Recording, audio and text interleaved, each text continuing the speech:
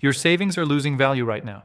Not tomorrow, not next year. Right now, as you watch this. In 1923, Germans woke up one morning and discovered their life savings couldn't buy a single loaf of bread. They didn't see it coming. Neither did their government.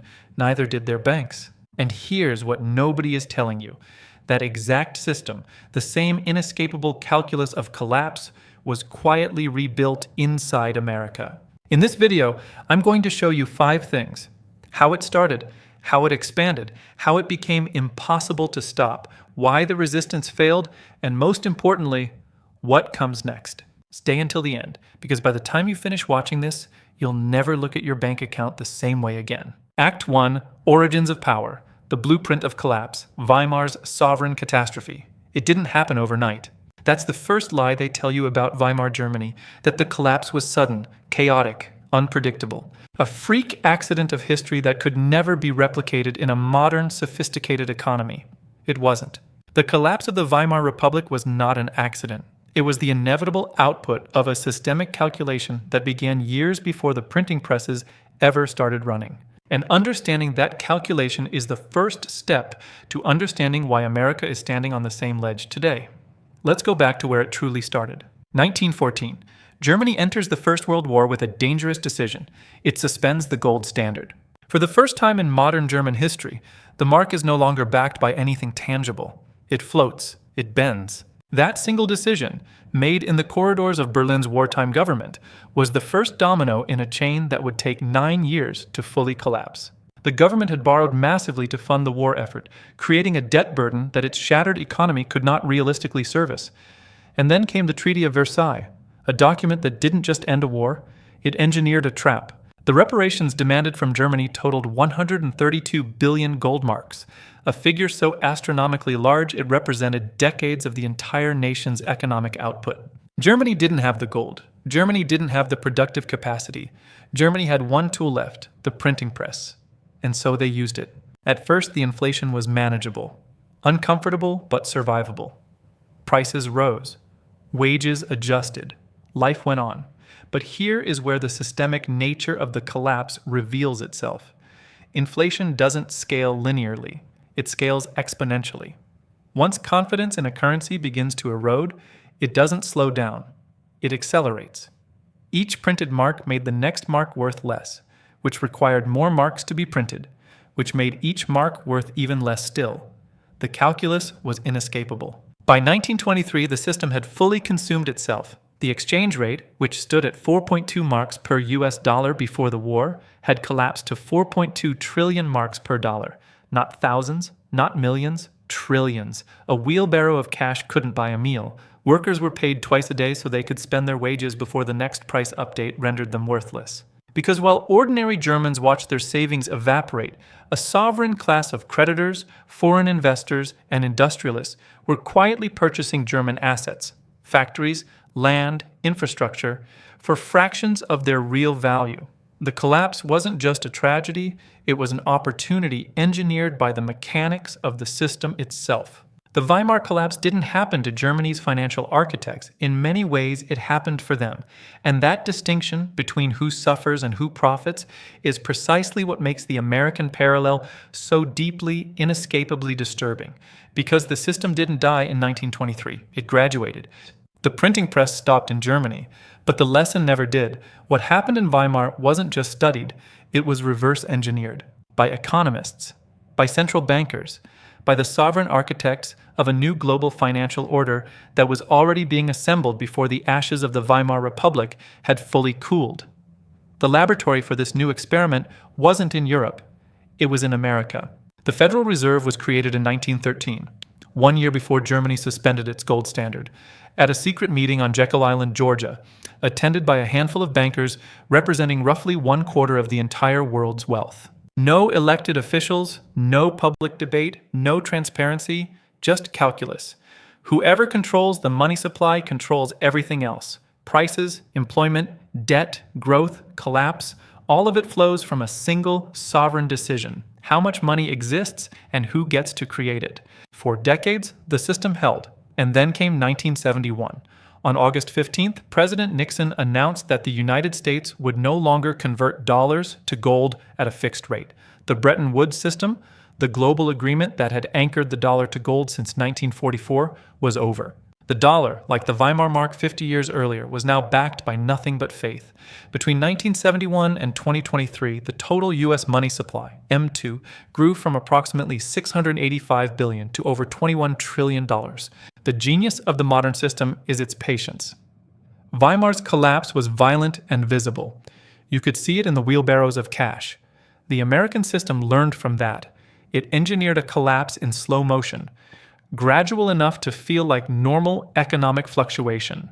Your grandparents' dollar bought what takes $7 today to purchase. That is not coincidence. That is not mismanagement. That is design. American corporations and sovereign policymakers built the same architecture Rockefeller used in oil, but applied it to capital. The system made itself inescapable.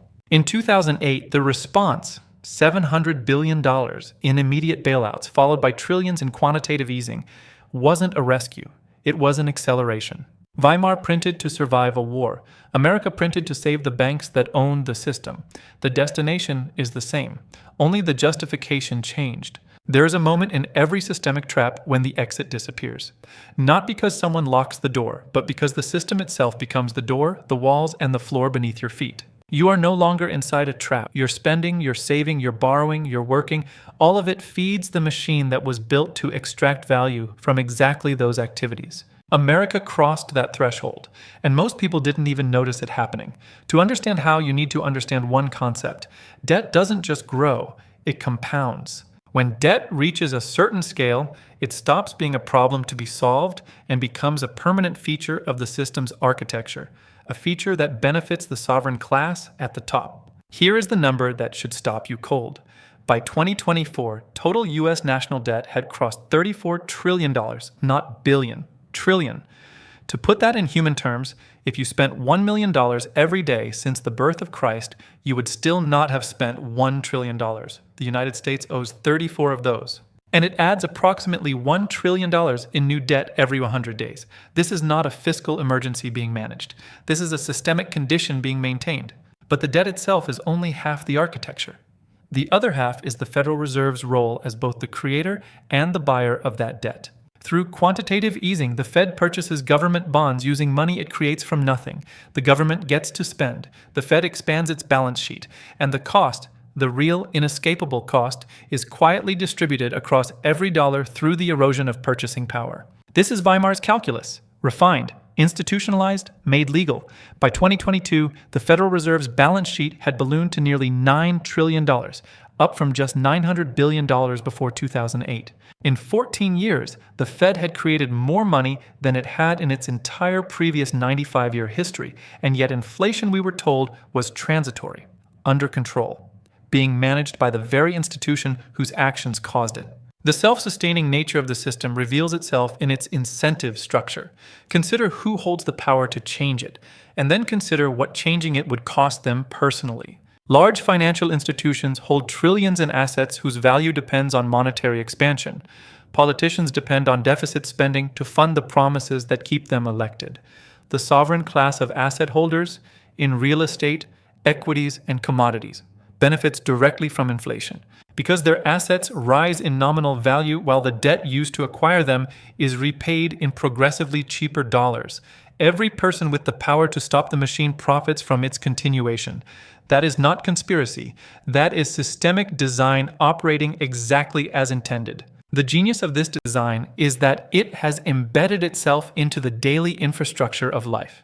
Your mortgage depends on low interest rates that require monetary expansion to sustain. Your pension fund is invested in markets that would collapse if the money printer stopped.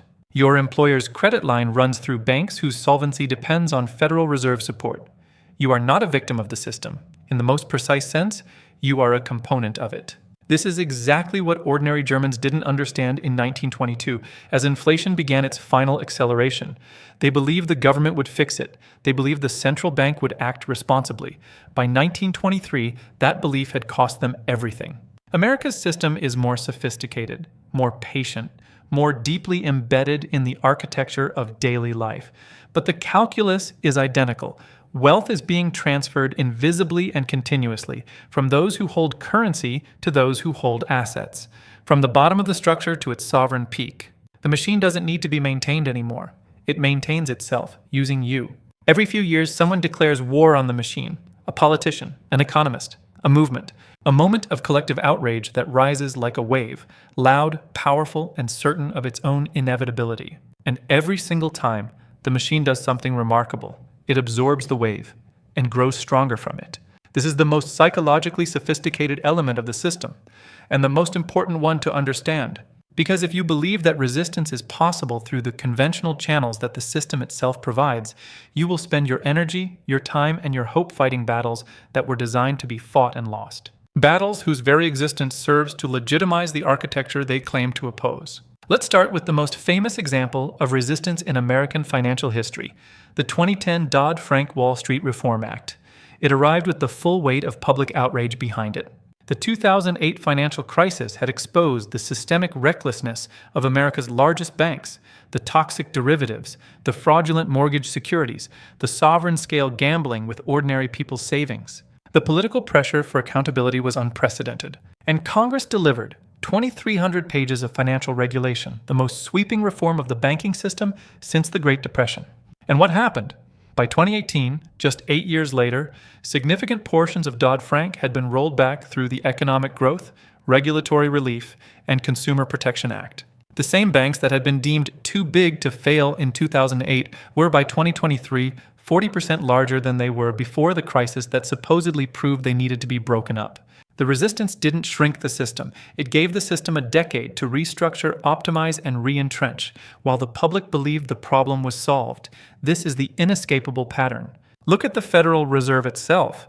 When it was created in 1913, it faced fierce resistance from politicians and economists who correctly identified it as a mechanism for transferring sovereign monetary control to private banking interests.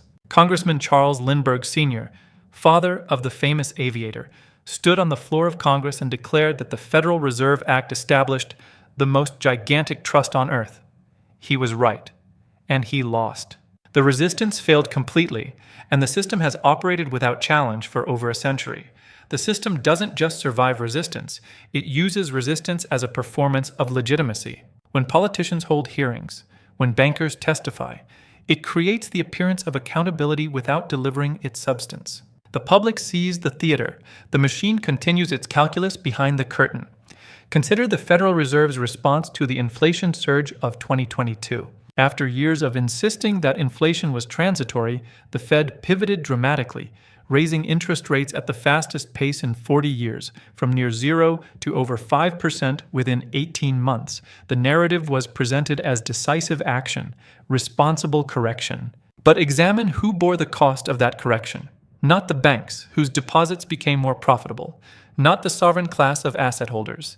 The cost was borne by ordinary Americans through rising mortgage rates that locked millions out of the housing market, through small business credit that became prohibitively expensive, through a middle class squeezed between persistent inflation and rising borrowing costs simultaneously. The resistance to inflation hurt the people inflation was already hurting. This is systemic architecture performing its core function, redistributing pain downward while redistributing stability upward.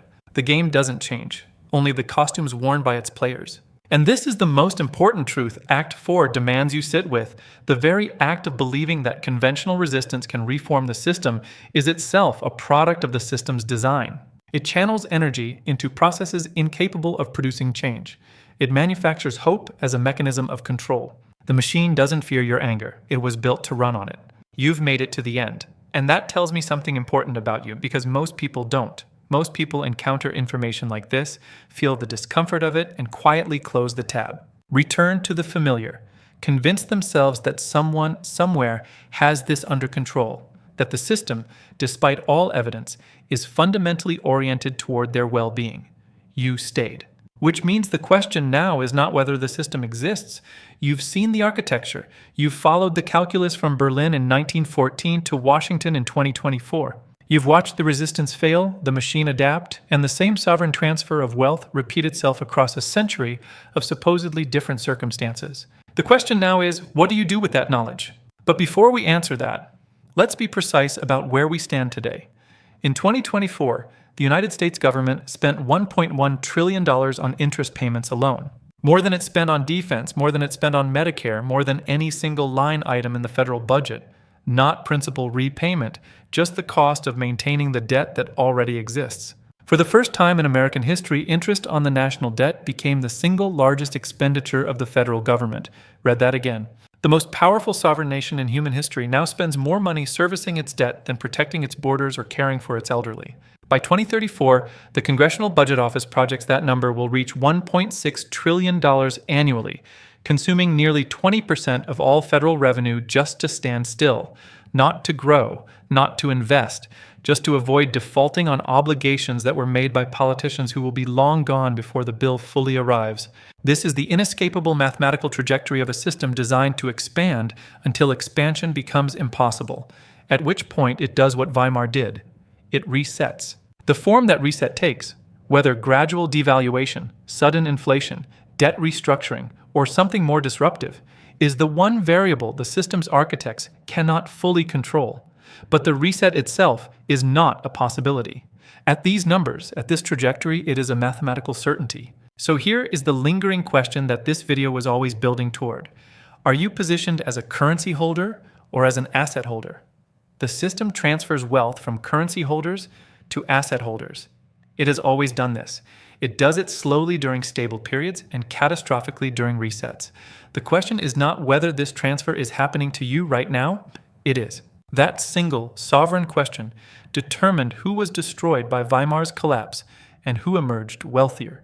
The German middle class held marks. When the mark died, their savings died with it. But those who held real assets, property, productive businesses, commodities, watched those assets survive the collapse and in many cases appreciate dramatically in the chaos that followed. Every year that inflation runs above your savings rate, you are losing ground. Every year that asset prices outpace wage growth, the gap between those who own things and those who work for currency widens. The Germans who suffered most in 1923 were not the poorest or the least hardworking. They were the most trusting. They believed in the institutions. They kept their savings in marks because marks had always worked. They did everything right, by the rules of a system being systematically dismantled around them. Don't be the person who trusted the mark. The Weimar trap was not a German story.